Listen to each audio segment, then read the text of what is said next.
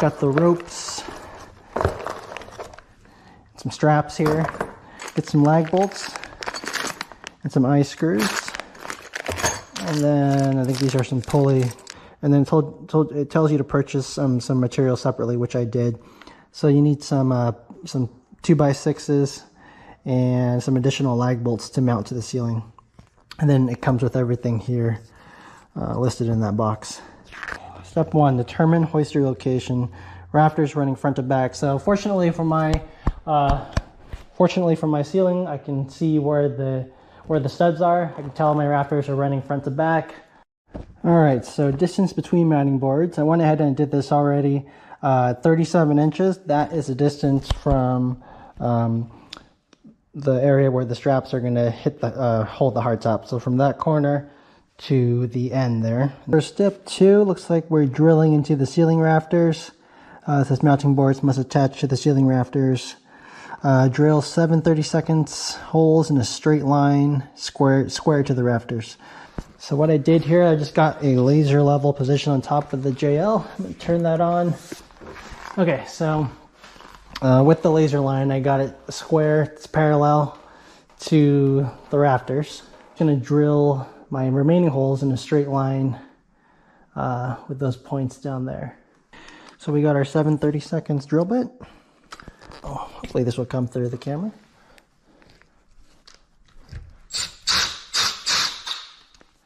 Okay, that's one. I'm going to go in my straight line so you can see how the laser can make your life a whole lot easier. So go ahead, right on the line.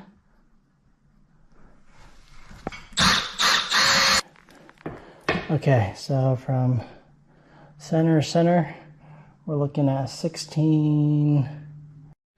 All right, so we got our measurements down between center for all the studs up there.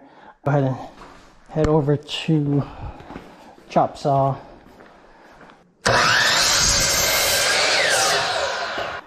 Now we want to use a 5/16 drill bit.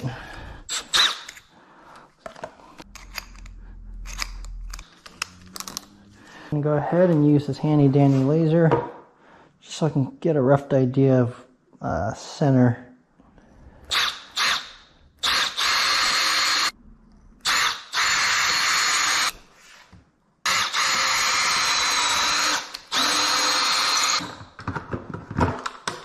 So we got our lag bolts and then a washer. Just gonna set up a few of these. All right, here goes nothing. Try mounting a 2x6 by 6 feet onto the ceiling with no help. Okay.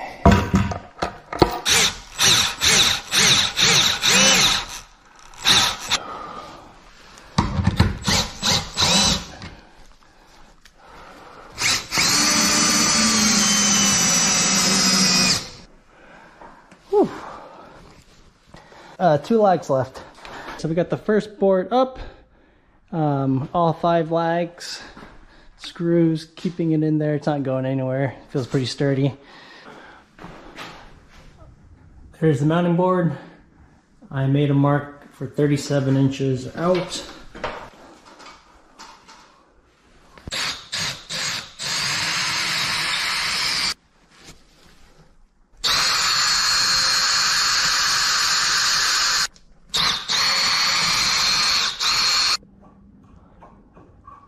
Drive these down a little bit.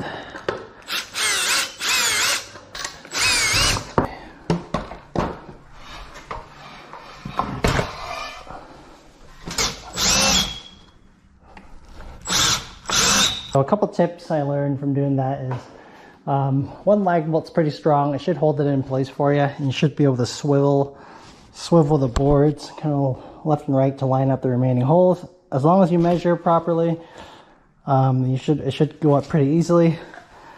This did come in handy, just a little mallet to kind of tap it left or right to get your mounting holes to level up. Alrighty, so we got the JL backed in. Okay, so for this step, I got my homemade plumb line here. It's got a pen, and I'm not sure if this is the official way how to do it, but I'm going to give it a shot here. gonna hang this at a point where my washer kind of rests right on the outside of the Jeep there, the outside of the hardtop. So I got my other end, you can't see it, but my other end against the mounting board on the ceiling. And I'm gonna mark where that's at. And then from there, I'm gonna go 2 inches out, make another mark, and that's where I'm gonna drill for my eye hole, my eye screw. All right, so I got my two drill holes marked out for my eye screws on the left side, or the driver's side. I'm gonna hop over to the passenger side. A little bit of a tight squeeze, but I'm gonna show you guys what I'm doing here. So, got my homemade plumb line with just some fishing line and a little washer on one end. So, and I'm gonna position this on the mounting board. And my washer is just hitting the edge of the JL there. So I'm just gonna move 2 inches out. So it's pretty much 2 inches out from this bolt. That's where my plumb line's hanging down. Drill my hole, and that's where my eye screw is gonna go.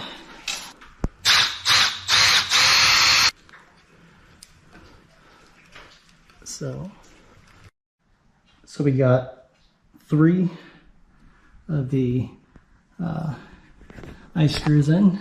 Just drilled the last hole and almost done with this step. Thread that in, then it gets impossible, so just use a ratchet or a screwdriver, and then use it as leverage, and then get that screwed up there. And I'll be back when we're done. Alright guys, so for next step, we're going to go ahead and mount this 7-inch center riser board up onto the mounting plate here. I had a lag bolt that was centered where I needed to go, so a little trial and error. I just used a spade a little 3/4 spade to drill out an area for the lag bolt to recess in, so this thing can lie flush up against the mounting board. So, all right, so now that we got our riser plate, we're just going to take our bracket here. We're going to mark out 2 holes.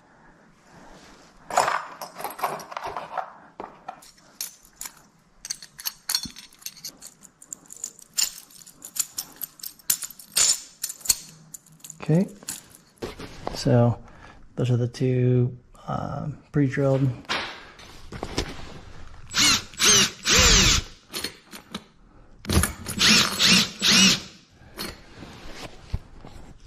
Alright, so one thing to note with this welded screw eye, they say if the distance from that front mounting plate there to the wall, if that is shorter than the distance from that front mounting plate down to the lifting point of the Jeep, then you'll need to find a way to position this along the wall where the distance is equal from there down to the Jeep or greater. So if you go back to the wall, and let's just say that's about 5 feet, but it's about 6 feet down to the Jeep, you're gonna need to move it further along the wall so that the distance from there to the wall is equal distance or greater. I'm about 5 feet or 5.5 feet down to the Jeep, and then back here it's about 6 feet, 6.5 feet, so I'm good. So let's go ahead and use the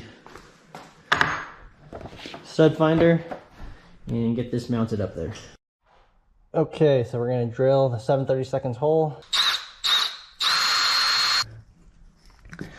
It's a little tough because you got low clearance, but yeah.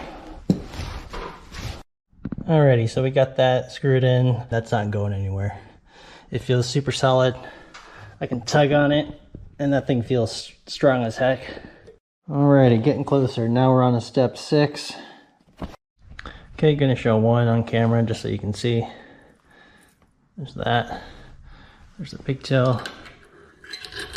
Okay. Alright, so I moved that little ring. That comes out like that. Let's see how this shows up on camera. Grab this entire rope assembly. It tells you a million times you don't unscrew or undo the ropes. You probably couldn't see that, but it's on there. Okay, it's attached there.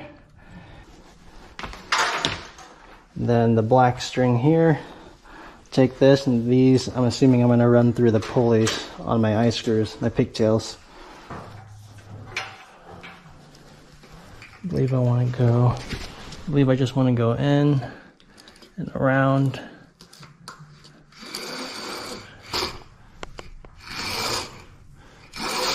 So we ran all the lines through the organizer. Now we just want to attach the straps to the ropes.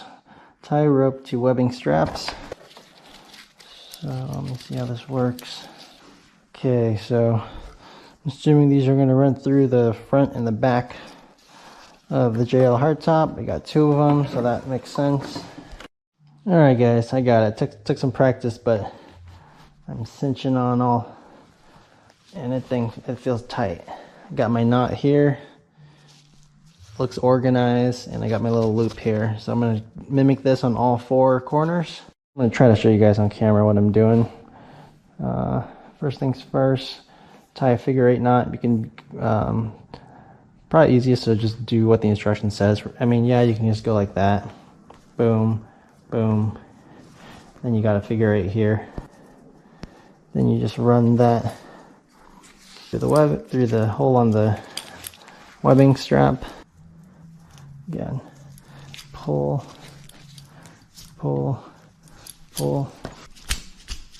There you go. Okay, so we'll go ahead and start the process in removing the hardtop. We'll remove the 2 front freedom panels, and then we got 3 bolts on each side.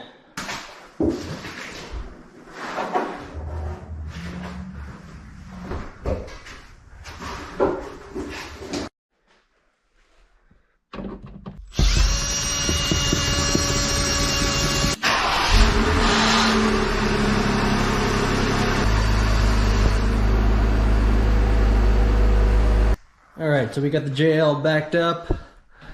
Lifting points are aligned with the pulleys up there. Basically, we're all done here. We're just going to go ahead and unbuckle this here, and we're going to run this underneath the hardtop. So that unbuckles like that. That's just going to hang loose. Alrighty, so we got this running underneath the hardtop there, and it's buckled up on the other end. There you go, there's the buckle, and just running. You just want to avoid the strut, of course, and obviously don't go around the crash bar. We got both clipped into place on both ends. There's one buckle and the other buckle.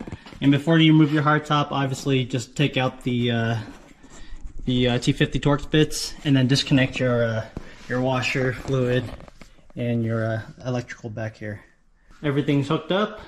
It's running over to the eye screw in the wall there, and I got my line hanging straight down here.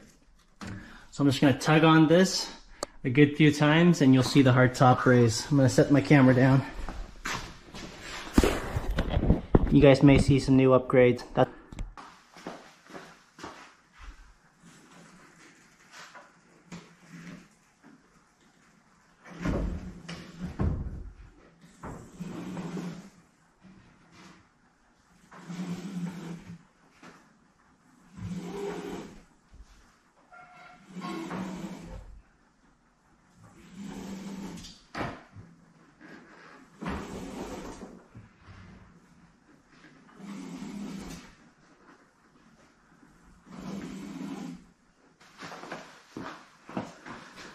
That was pretty awesome. So if I wanted to, I could go higher, because you can see I still have plenty of that red string at the end there. But it's just a straight down pull motion. That's what keeps it locked. And there you go. Hopefully this video was helpful to you guys. Summer's coming up and the weather's really nice, so let me go ahead and just set the video down, set the GoPro down, and we'll go ahead and show you lowering the hoist. So to lower the hoist, basically what you do is you pull it up. You pull it at an angle, and that disengages the brake, and you just slowly release it back down. So.